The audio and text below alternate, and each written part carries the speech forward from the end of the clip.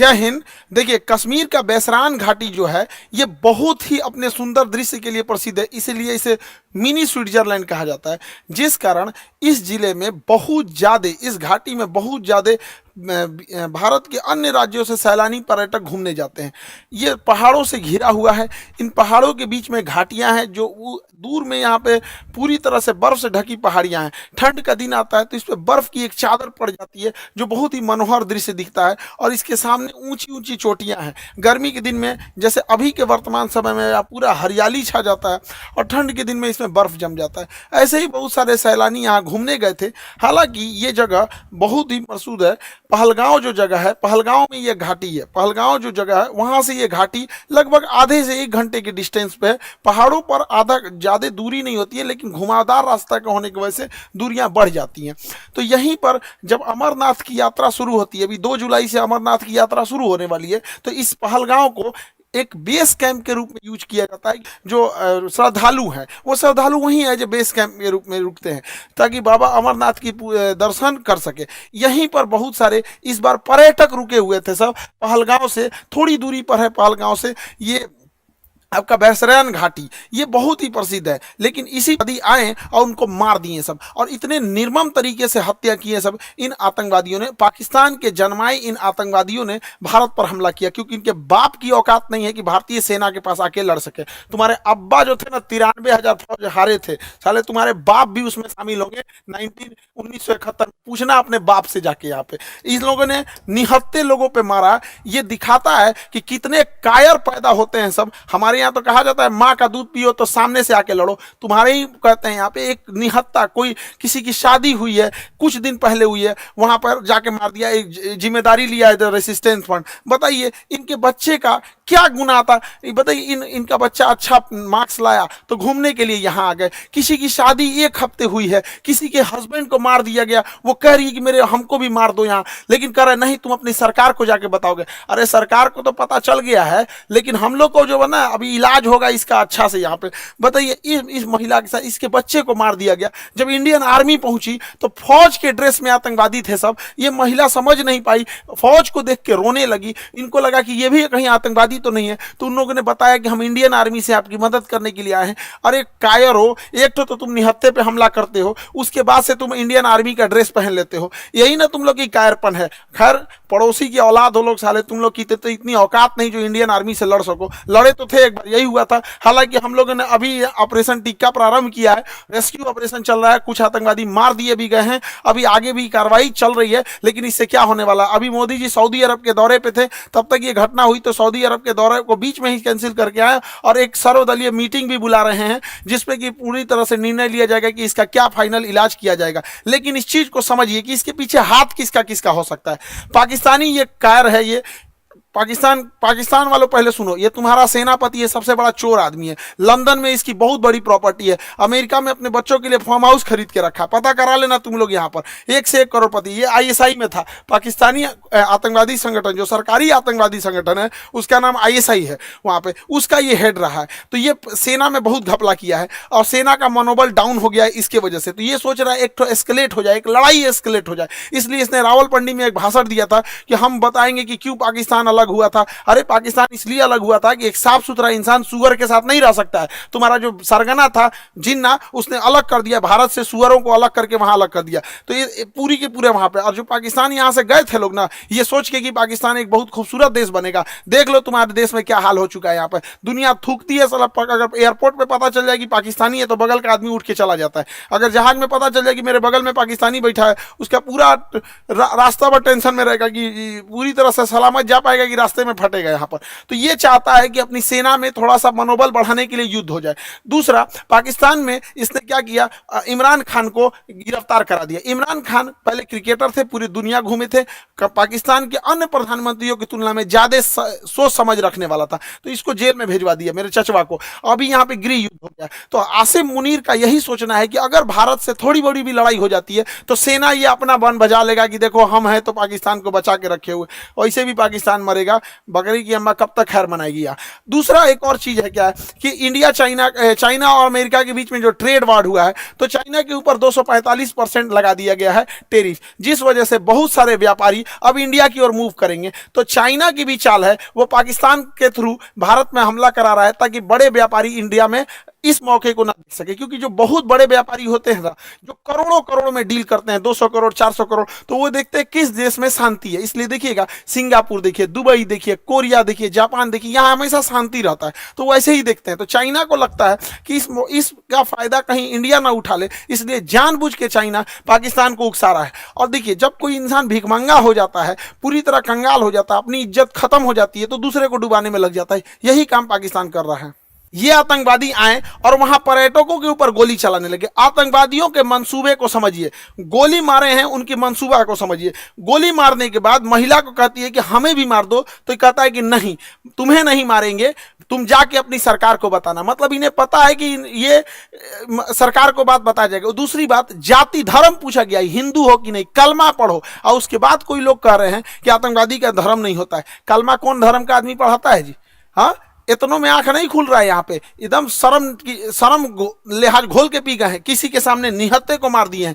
इससे कश्मीर में जो सबसे बड़ी समस्या आएगी, हम लोगों को जब धारा 370 हटा था तो 5 साल लग गए ये चीजों को नॉर्मल पटरी पे लाते हुए, उसको 5 मिनट में सब रौंद के चला गया। सब कौन पर्यटक वहां जाएगा? पर्यटक जिनके पास ज्यादा पैसे होते हैं वही लोग। गरीब आदमी का मतलब पर्यटन मतलब कौन सी होता है? ननिहाल चल जाता है पर्यटन, मतलब हो गया नानी के घर घूम लिए, हो गया पर्यटन, हो गया है। लेकिन ये लोग जो जा रहे थे भारत के अन्य हिस्सों से, अभी उन पे क्या बीतेगी? पूरा मनोबल तोड़ के रख दिया। ये सब अपने मंसूबे में कामयाब हो रहे हैं। इससे क्या होगा बताइए? पहलगांव में ना कोई फैक्ट्री है, ना कोई इंडस्ट्रीज है, कुछ है ही नहीं है, पर्यटन से ही इनकम होता है। तो इन लोग की इनकम डूबेगी, जब इनकम डूबेगी गरीबी आएगी, अनएम्प्लॉयमेंट बढ़ेगा। और यही पाकिस्तान चाहता है कि कश्मीर में भयानक गरीबी आए, क्योंकि जब गरीबी आ जाती है, इंसान के पास एकदम गरीबी आ जाएगी, तो फिर इंसान देखता है कि हमारा पेट कैसे भरेगा। अब यही पाकिस्तानी उन्हें हथियार थमाते हैं सब। तो एक और वो दिखाते हैं सर, देखो कश्मीरी तुम्हारे साथ है। आज कश्मीर वाले देखो तुम्हारे साथ कौन खड़ा है, अपने आप से पूछ के देखो ना कश्मीर वालों, कि अगर पाकिस्तान हमारे कश्मीर के पीछे नहीं पड़ा रहता, तो आज जिस तरह गोवा डेवलप है, आज जिस तरह सिंगापुर डेवलप है, ठीक उसी तरह से जम्मू कश्मीर भी डेवलप रहता।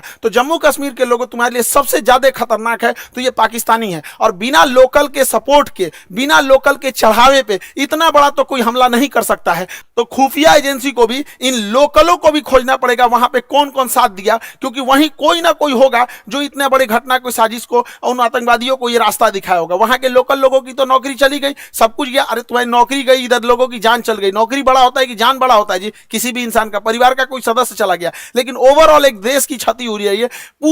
पूरी दुनिया इस पे क्या करेगी? दुनिया को क्या करना है वो तो देखेगी कि भारत एक अनस्टेबल है। कश्मीर के मुद्दा को दोबारा वो पाकिस्तान ऊपर की ओर बढ़ा रहा है। अभी भारत सरकार को इस पे सख्त एक्शन लेना चाहिए। पाकिस्तानी जो भारत में इलाज कराने आ रहे हैं, सबका वीजा रद्द कर देना चाहिए। भारत सरकार ने सार्क का वीजा रद्द किया है, जो बिजनेस के लिए आते हैं। कोई भी पाकिस्तानी को, चाहे हार्ट ट्रांसप्लांट हो, चाहे किडनी ट्रांसप्लांट हो, इंडिया में आने ही नहीं देना चाहिए, क्योंकि इंडिया में इलाज बहुत सस्ता होता है। आते हैं चेन्नई, आते हैं मुंबई, दिल्ली, इलाज करा के चले जाते हैं। बाहर में जाओ, सोच रहे तो नहीं, मरो वहीं पे जहां जाना है तुमको। एकदम कोई वीजा उजा, कोई इंसानियत मरौवत नहीं करना चाहिए। यहाँ पे एयर स्पेस तो हम लोग का बंद ही है, पाकिस्तान का एयर स्पेस की वजह से पाकिस्तान को बहुत घाटा लग रहा है। लेकिन भिखमंगों को क्या चाहिए? जीने के लिए तो कैसे भी जी लेंगे। सिंधु जल समझौता 1960 के तहत हम लोग सिंधु नदी तंत्र के 80% जल छोड़ देते थे। भारत ने अभी इस समझौते को सस्पेंड किया है। सस्पेंड करने से फायदा यह है कि हम लोग कभी जब मन तब सस्पेंड कर देंगे, जब भी इस तरह की घटना होगी। लेकिन सिंधु जल समझौते को सस्पेंड कर देना कोई इलाज नहीं है, क्योंकि इसके पानी को हम डाइवर्ट करके लेके कहां जाएंगे? इसके लिए हमें नया बांध बनाने की जरूरत है। तो बहुत सारे बांध, जब तक ये समझौता सस्पेंड है, बांध बना देना चाहिए और पाकिस्तान के पूरे पानी को रोक लेना चाहिए। और गर्मी के दिन में पूरा पानी रोक ले, और जब बरसात का समय आएगा तो पाकिस्तान तब तक तो गर्मी में पूरा जल चुका रहेगा। बरसात के समय आएगा जब पूरा लबालब होगा तो बांध खोल दे, एक सुखा के मारो, फिर दहवा के मार दो। यहाँ पे दोनों करना पड़ेगा। इंसानियत को लांग दिया है पाकिस्तान ने। देखिए राक्षसों के साथ राक्षस जैसा ही व्यवहार करना पड़ेगा। और दूसरी भैया, हमारे खुफिया एजेंसी वाले लोग, चाहे आईबी हो, रॉ हो, सीबीआई हो, एनआईए हो, कुछ तो करो भाई। हमेशा पुलवामा हुआ, तुम लोग को क्या कैसे बोले यार, कैसे? अभी देख रहे थे बलूचिस्तान में हुआ था, एक नॉर्मल आदमी समझ रहा था उसका रिटिलेशन होगा। ये क्या इंटेलिजेंस आता है हम लोग का? पुलवामा हो जाता है, संसद पर अटैक हो जाता है, ताज होटल पे हमला हो जाता है, अमृतसर पे हो जाता है, पठानकोट पे हो जाता है, क्या हो रहा है? उरी पे अटैक हो जा रहा है। अरे कभी तो पहले इंटेलिजेंस लाया जाए। हम मानते हैं कि इंटेलिजेंस बहुत लाते हैं आप लोग, लेकिन थोड़ा और एक्टिव होने की जरूरत है। मोसाद की तरह होना चाहिए, CIA की तरह होना चाहिए, चाइना की एजेंसी की तरह होना चाहिए। वहां और जरूरत है इस चीजों को। भारत सरकार को इस पर और संजीदगी से कदम उठाना चाहिए। और इस हमले के बाद केंद्र सरकार एक सर्जिकल स्ट्राइक करेगी। देखो, सर्जिकल स्ट्राइक जरूरी है, लेकिन सर्जिकल की स्ट्राइक कोई इलाज नहीं है। सर्जिकल स्ट्राइक हमेशा सेना करते रहती है। 50 गो आतंकवादी मार देंगे तो क्या भरपाई हो जाएगा? हमारे 28 मासूम लोग मारे गए, इसकी भरपाई 50 गो सैनिक। 50 गो मतलब क्या होता है? पाकिस्तानी एगो मिलकर 50 गो जन्म दे देगा। एगो पाकिस्तानी 4 गो बियाह करेगा, 1 2 3 4, 4 गो बियाह करेगा। एगो पाकिस्तानी एगो से 15 गो पैदा करेगा, 15 चौको 60, एगो से मिलकर 60 को जन्मा देगा। जन्म लेने में क्या जाता है? सुअर भी एक साथ 16 को जन्म दे देता है। इन चोटों को क्या जाता है? आप क्या लगता है सर्जिकल स्ट्राइक से इलाज हो जाएगा? नहीं, सर्जिकल स्ट्राइक इनका इलाज नहीं, इनका ठोस इलाज करना पड़ेगा। 24 करोड़ लोग हैं पाकिस्तान में। जब 24 करोड़ को समझ में आएगा ना, तब होगा। इन सब भूखे प्यासे मार देना चाहिए, नेवल ब्लॉकेज करना चाहिए। पूरे भारत के लोगों से कहते हैं अपनी सरकार पर इस बात दबाव बनाया जाए कि ये पाकिस्तान है, इसकी जो नौ यहाँ पर इसकी जो नेवी है, यहाँ पर ये वाला समुद्र में, यहाँ नौसेना लगा के ब्लॉक कर दिया जाए। अगर हम नेवल ब्लॉकेज कर देते हैं तो इसकी पूरी सप्लाई लाइन कट जाएगी। पाकिस्तान कहीं से सप्लाई नहीं दे पाएगा नेवल ब्लॉकेज होने की वजह से। और पाकिस्तान के बाद जो पेट्रोलियम भंडार है बस 9 दिन का है, 9 दिन के बाद इसके पास पेट्रोलियम खत्म हो जाएगा। तो नेवल ब्लॉकेज लगने के कारण इसका पूरा पेट्रोलियम खत्म हो जाएगा और हम लोग कहीं ना कहीं ये लंबे समय तक ऊपर से यहाँ पे सिंधु जल समझौता सस्पेंड करके नीचे से नेवल ब्लॉकेज कर दे। और दूसरा क्या है कि आतंकवादियों को कहते हैं कि तुम लोग धर्म का नाम लेके यहाँ पे जो आतंकवादी घटना करते हो, यहाँ के रहने वाले लोगों को क्या होगा? और मुस्लिम समाज से कहते हैं कि एक अभी जो जुमा का दिन आ रहा है, फ्राइडे के दिन, वहां से भी यहाँ पे सारे लोगों को एक होने की जरूरत है। वरना हम लोग को या जो भी एक साधारण व्यक्ति है, इन चोट्टो पाकिस्तानियों की गुनाह का सजा सबको मिलने वाला है। लोग क्या किस नजर से देखेंगे हम लोगों को?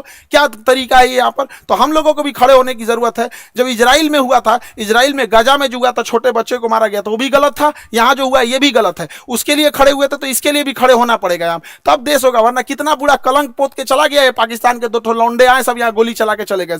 बनी बनाई इज्जत मिट्टी में मिल जाती है। एक अब्दुल कलाम होता है, एक वीर अब्दुल हमीद होता है, और यहाँ डेली 2-4 को निकल के इस तरह कश्मीर में घटना करेंगे। सब किस नजर से देखा जाएगा? हम लोग का रेपुटेशन कहाँ जाएगा? इसलिए एक सामूहिक जिम्मेदारी बनती है कि इसे कंडेम किया जाए, इसकी घोर निंदा किया जाए यहाँ चीजों को सामूहिक तौर पर। और पूरे भारत के लोगों से कहते हैं, चाहे हम तो अपने शिक्षा जगत में है, तो हम तो अपने शिक्षा जगत से हर एक टीचर से भी उम्मीद करते हैं, उनसे भी आह्वान करते हैं कि अपनी सरकार पर इस बात का दबाव बनाया जाए कि यहां से नेवल ब्लॉकेज होगा यहां से, ताकि यहां से कोई भी पाकिस्तानी शिप अंदर नहीं जा सकता है, ताकि 9 दिन के अंदर इसका पेट्रोलियम खत्म हो जाए। और ऊपर से सिंधु जल समझौता सस्पेंड कर देना चाहिए, ताकि कोई पानी ना जा पाए और गेहूं की धान की फसलें ना बोल पाए। और बरसात के समय इसे छोड़ दो, इधर दहवा के मार दो, इधर बंद करके मार दो, तब तक जब तक इनको समझ में नहीं आए। वरना ये जो है सब ना पागल हो गए हैं सब, इनका कोई इलाज नहीं है। मानवता की हद लांग दी है सब। किसी का धर्म पूछ के मारा जाता है किसी को। इंसानियत नाम की चीज है कि नहीं? जिंदा है सब इंसानियत। कोई क्या सोचेगा यहाँ पे जी? पूरे कौम को बदनाम करके रखा है सभी पाकिस्तानी। अगर पाकिस्तान को मिटा दिया जाता, आधा दुनिया शांति से सोएगा। कम से कम एशिया में तो शांति जरूर आ जाएगी।